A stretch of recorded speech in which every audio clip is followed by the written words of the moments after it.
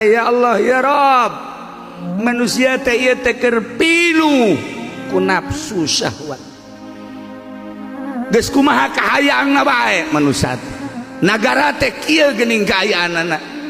Kaula teh diangkat jadi ulama ku Gusti teh. Ieu teh jang mecahkeun masalah teh kumaha.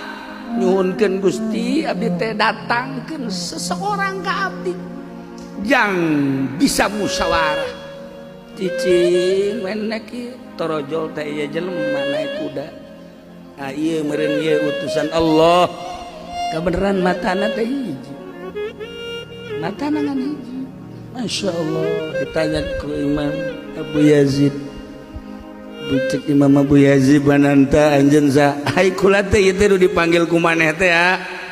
Keur aya di gunung ieu teh kadenge suara maneh. Diutus ku Gusti Allah titah ka dieu dek musyawarahkeun negara. Oh benar. Titah ngabentakeun mata anu sabelah deui, ieu teh mata teh tangan sabelah neuleuna. Tanda di negara teh kuari teh ieu jelema teh matana keur neuleun teh sabelah. Ai kudu hayang nyaho mah. Rata we. Diisarahanana ya Allah ya Rabb. Titah meulah, titah mukakeun mata nu sabelah ieu. Ieu Abu Yazid. Cek eta wali teh. Ai anjeun teh saha? Engke heulanan. Kula teh diutus. Nah, kulantaran sakitu menta geurage ka Gusti Allah. Ieu mata teh supaya benta, sebab jelema lamun benta teh sabelah dedeleuanangan sabelah bae. Lamun deuleu sebelah mata nu bener ge bakal salah bae. Maka menta geurage ka Gusti Allah supaya ieu mata teh bisa duana. Menta munajat Abu Yazid Al-Bustami ka Gusti Allah, ya Allah ya Rabb, bukakeun mata abdi, bukakeun mata hati abdi, bukakeun mata hati umat-umat Gusti.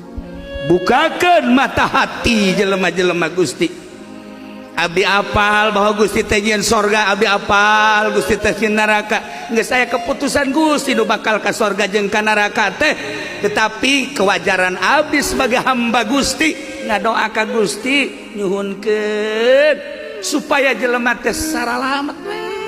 Gusti kabeh wali mah doana kos kitu.